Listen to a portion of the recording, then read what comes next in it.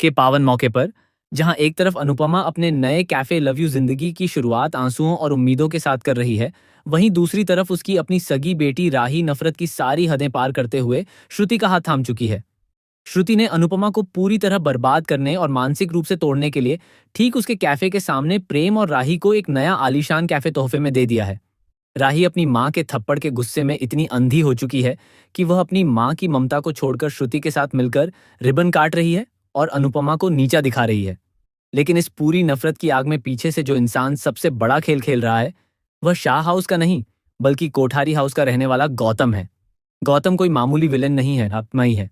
वह पराग कोठारी का एक्स दामाद है, जिसकी गंदी नजर हमेशा से कोठारी परिवार की अथाह प्रॉपर्टी और उनकी बड़ी कंपनी पर टिकी हुई है। कोठारी हाउस के अंदर भी प्रेम को कोई पसंद नहीं करता, सिवाय मोतीबा यानी खुद कड़क और रसूखदार वसुंधरा जी के। गौतम ने कोठारी परिवार में अपनी जगह पक्की करने और अनुपमा को घुटनों पर लाने के लिए अनुपमा की बेटी माही से शादी तो कर ली थी, लेकिन उसकी प्रताड़ना और लालच से तंग आकर अब माही ने गौतम को सीधे डिवोर्स पेपर्स भेज दिए हैं। डिवोर्स पेपर्स हाथ में आते ही गौतम के पैरों तले जमीन खिसक गई है और वह पूरी तरह बौखला चुका है। उसे अच्छे से पता है कि अगर माही ने उसे तलाक दे दिया तो अनुपमा और कोठारी परिवार मिलकर उसे पूरी तरह सड़क पर ला देंगे। इसी बौखलाहट और बदले की आग में जलते हुए गौतम एक ऐसा खौफनाक कदम उठाने जा रहा है जिसके बाद अनुपमा की जिंदगी हमेशा के लिए बदल जाएगी। गौतम को अच्छे से पता है कि इस वक्त पूरा परिवार दो गुटों में बंट चुका है। राही और प्रेम के दिलों में अनुपमा के लिए सिर्फ और सिर्फ जहर भरा हुआ है और श्रुति इस दुश्मनी की आग को लगातार हवा दे रही है। इसी पारिवारिक कलह और नफरत का फायदा उठाने के लिए गौतम अपनी सबसे गंदी चाल चलता है। उसने पहले भी अनुपमा के कैफे में गैस पाइप काटकर उसे जान से मारने और उसका बिजनेस ठप्प करने की कोशिश की थी, ताकि माही और अनुपमा को सबक सिखा सके। लेकिन अब उसका नया निशाना अनुपमा का कैफे नहीं, बल्कि ठीक सामने खुला प्रेम और राही का नया नवेला कैफे है। गौतम आधी रात के सन्नाटे में, जब कैंटोनमेंट की सारी बत्तियां गुल होती हैं, चुपके से प्रेम और राही के कैफे के पिछले हिस्से में दाखिल होता है। वह अपने साथ ज्वलनशील पदार्थ लेकर आता है और पूरे कैफे के अंदरूनी हिस्से में छिड़क देता है। गौतम का मकसद प्रेम या राही को नुकसान पहुंचाना नहीं है, बल्कि उसका असली प्लान अनुपमा को हमेशा हमेशा के लिए रास्ते से हटाना, उसे जेल की सलाखों के पीछे पहुंचाना और माही को यह दिखाना है कि उसकी माँ एक अपराधी है। वह पूरे कैफे में आग लगा देता है और देखते ही देखते प्रेम और राही का वह खूबसूरत सपना, जो श्रुति के पैसों पर खड़ा था, धू धू करके जलने लगता है। आग की लपटें इतनी तेज होती हैं कि सुबह होने तक पूरा कैफे मलबे और राख के ढेर में तब्दील हो जाता है। जब सुबह प्रेम, राही और श्रुति अपने कैफे का उद्घाटन करने के लिए सज धज कर वहां पहुंचते हैं, तो सामने का नजारा देखकर उनके होश उड़ जाते हैं। राही का रो रो कर बुरा हाल हो जाता है और उसका दुख पल भर में एक भयानक गुस्से का रूप ले लेता है।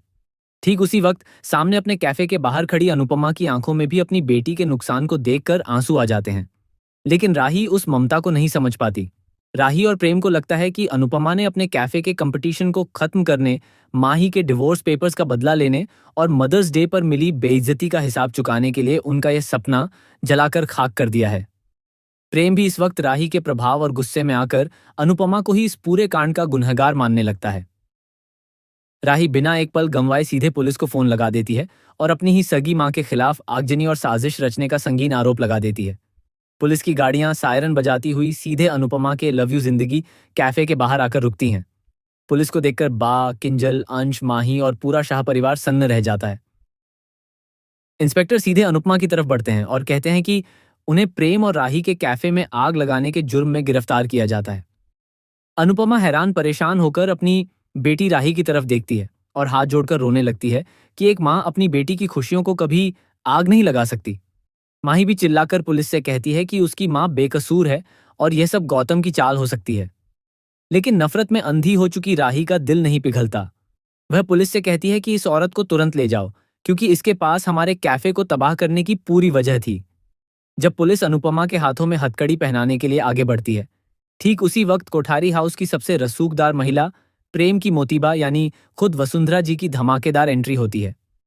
वसुंधरा जी की कड़क आवाज पूरे इलाके में गूंज उठती है और वह पुलिस को रुकने का आदेश देती है। वहां खड़े हर इंसान को, यहां तक कि श्रुति और खुद गौतम को भी यही लगता है कि वसुंधरा जी तो अनुपमा से नफरत करती हैं।